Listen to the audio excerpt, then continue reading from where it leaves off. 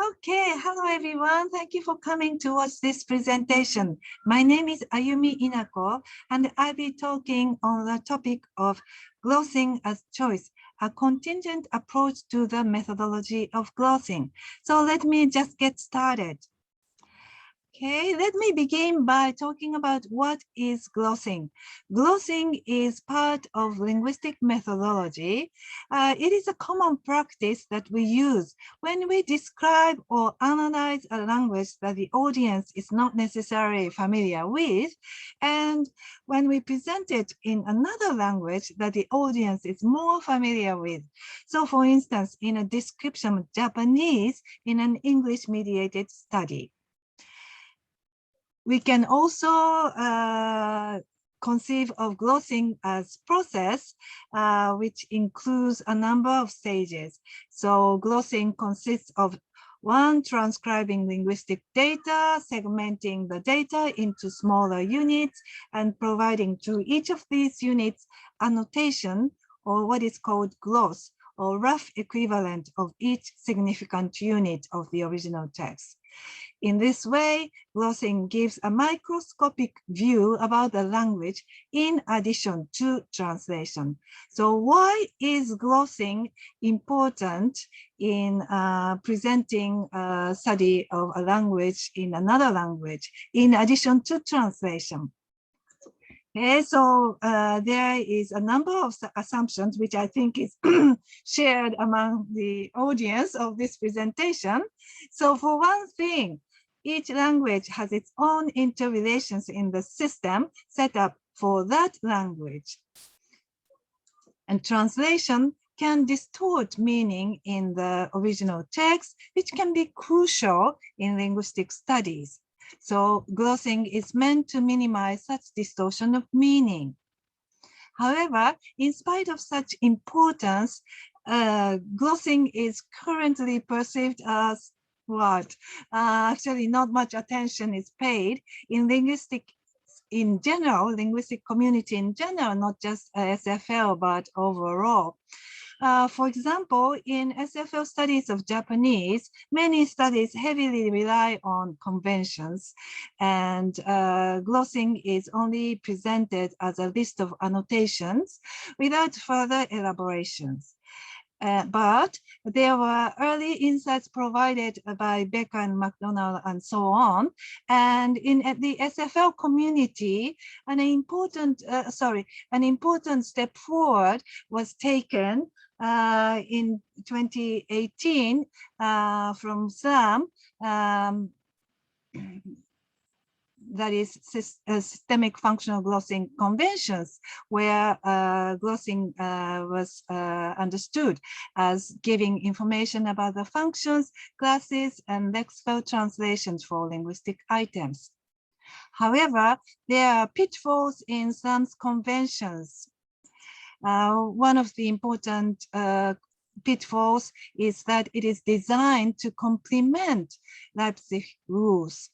And Leipzig glossing rules, rather than conventions, comes from a linguistic tradition that purports linguistic universals and standardization based on universal grammar. So SFL don't have universal grammar as its theoretical foundation. So I think SFL can cater our own glossing methodology rather than relying upon conventions that come from another tradition, even partially. So this is one thing. The second thing is the definition of glossing in some information about the functions, classes, and lexical translation for linguistic items is often not a starting point, but a goal of linguistic endeavor, except in standard typological comparison, where you start from the concept and look at how that concept is manifest in different languages. So standardization is useful in typological comparison, but necessarily in other kinds of linguistic explorations. And alternative approach to glossing conceptualizes glossing as a process of choice. It starts from the assumptions that glossing involves the initial stage of theorizing, but it's already done and often hidden away. And most of all, it focuses on the purpose of the study. So, for instance, standardized glossing, such as stamps, is conceived of as one of the options that is useful in typological comparison, but not so useful when exploring unattended aspects of a language into depth, which many linguistic studies of various languages want to do because SFL is such a great theory. So let me now understand glossing as choice into depth. It is based on two fundamental principles.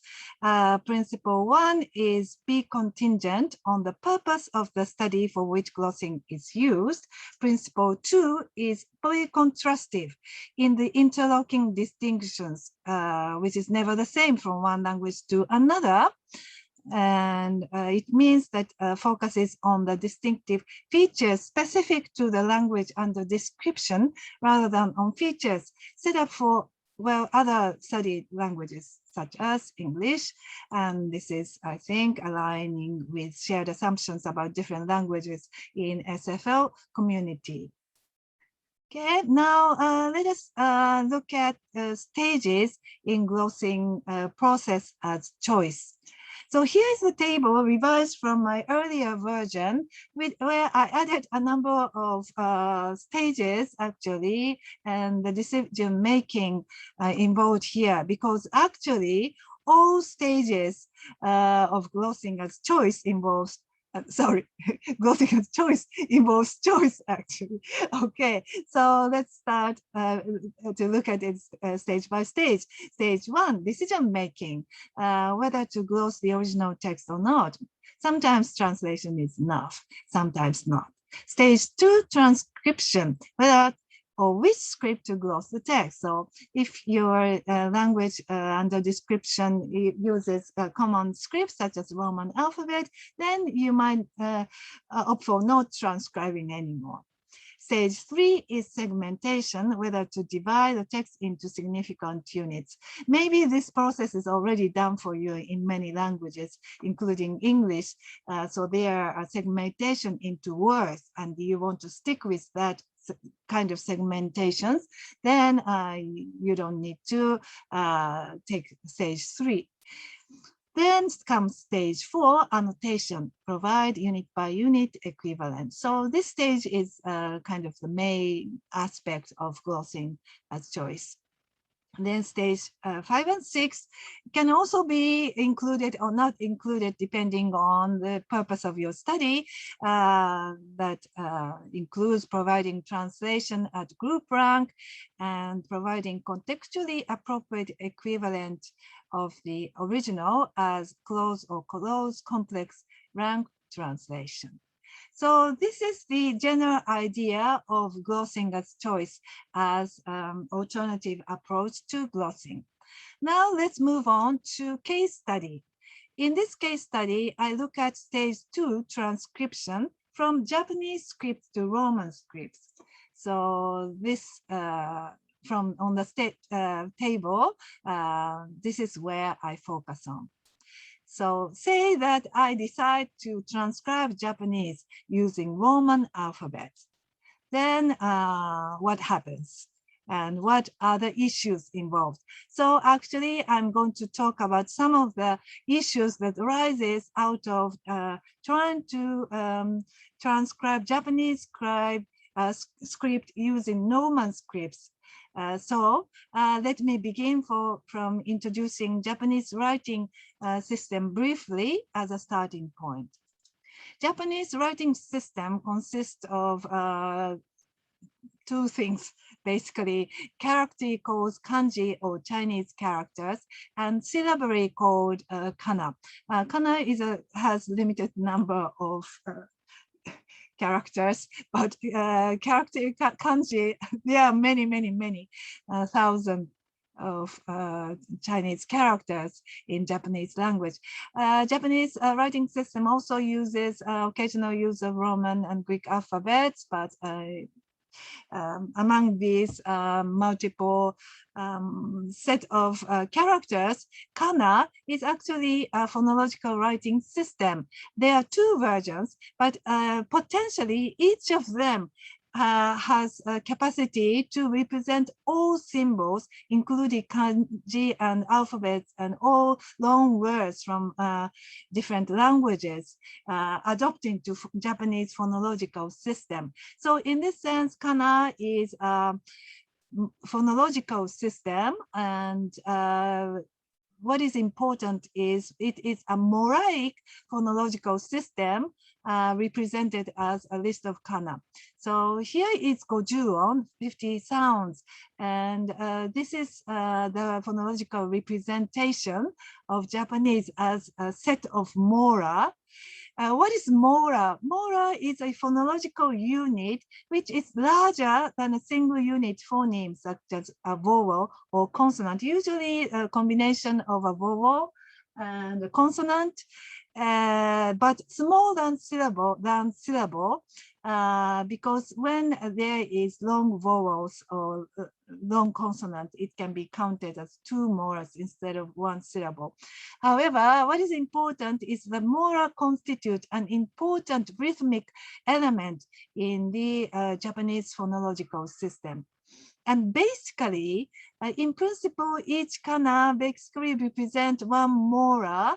So gojuon, set of kana table here is a good way of starting to romanize Japanese. So look at the consonant, look at the vowel, and combine the two to romanize Japanese. However, it is not that simple. So that results in a multiple set of convention in romanizing Japanese. And today I'll be talking about some of the issues from historical, dialectal, and political perspective. Let me start from historical one and sound assimilation. So basically, gojuon assumes that it's the combination of consonant and vowel, but some consonant vowel combination has gone through a sound assimilation in order to pronounce it easier. So SI is no longer pronounced as C, but as she in modern Japanese. Same happens with from T to chi, tu to tsu, and in more modern loan words, we pronounce T-shirts as T-shirt. It's pronounced as T-shirts, T-shirts. Cheese is pronounced as cheese, and some convention cannot really distinguish these two different kinds of features in a distinctive manner, but headband style can do that. So there is some advantage about using headband style to distinguish modern long words. However, and there's another historical change the Japanese, modern Japanese went through, and that relates with moraic and perception of Japanese sounds. So what is pronounced as kyo in modern Japanese, which is actually written using three kana, kyo, example 2, today, is two mora, although it has three kanas. And this is because in Middle Japanese, it was kefu and represented using only two kanas. Kefu became keu and merged into kyo. And in modern Japanese, it is pronounced as kyo, and kyo has two mora. And this dates back to Middle Japanese, where it was written using two kanas. And same happens, kino, it has three mora. However, headband style uses long overbar to represent long vowel, so it doesn't really reflect the moraic representation of Japanese sound when headband or other Roman convention is used. Issue 3, now looking from a synchronistic, sorry, but modern day Japanese and dialectal lexical variation within modern Japanese. So particularly regarding long vowel starting from A. When you pronounce kanji which has long A, such as keiko, some people from some particular area of Japan or some professionals tend to pronounce keiko, articulate K and E clearly rather than just lengthening A and saying keiko as where I grew up with. So keizai, economics is, for me, keizai, but for some people it is keizai and things like that. And that happens, that kind of variation happens in long words from English. So for instance, cake, it has become keiki in Japanese, and I think even those people who would pronounce keiko would say keiki instead of saying keiki to refer to cake in English. And also the recently built station has a name which is called Gateway, which comes from gateway, but here Gato has lengthened A and way has A as in English. So there are variation in long pronouncing long A. That said, these two things mixed up may have some political impact when it comes to romanizing long vowels in proper names of the citizens on the passport. So actually, Passport Act of Japanese advises that the citizen's name be romanized using headband style unless otherwise deemed necessary. The Ministry of Foreign Affairs explains that this is because the name in the passport should be transcribed in the way that is closest to how native English speakers pronounce it. English being the language most widely used internationally. And that may cause discrepancy in the way long vowels of someone's proper name are romanized at the expense of ignoring how they are conceived of in Japanese moraic system. So for instance, Yoko Ono is a famous artist, wife of late John Lennon. Her name is very widely known as written as such using Roman alphabet, but actually her original name is Ono Yoko. Ono has two, can be transcribed with two kana. Actually, it means small field. Yoko, yo is long vowel, so has 3 molar for her first name. So Ono Yoko, this is the IPA transcription. However, there are a common family name called Ono, long vowel, and actually it means big or large field. Ono, then you may have somebody's given name called Keiko. Then Keiko, whether you call it Keiko or Keiko, it has 3 molar. Although syllabically speaking, Ono, either Ono or Ono has 2 syllables.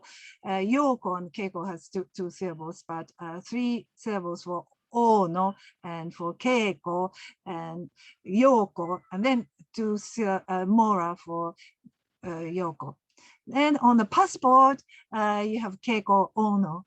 Although her family name has more likely different representation, and from the meaning perspective, Ono has a different meaning from Ono. But on passport, you cannot show this difference. So it means that romanizing Japanese has a kind of political decision involved in deciding how to romanize Japanese when it comes to romanizing Japanese proper name. So summary, there are a number of issues in romanizing Japanese. This is what I can summarize: historical perspective, dialectal difference, political decisions, and so on. So if you look at these things, process of choice can open up perspectives on unattended aspect of language as this is the issues in this presentation, but that may not be the purpose of the study. And this kind of perspective can be distracting. However, this is where the concept of contingent glossing comes in. So being consciously selective and blindly following conventions are totally different. Contingent glossing may require some extra work, but I think it has more to contribute than to complicate in the building of linguistic knowledge.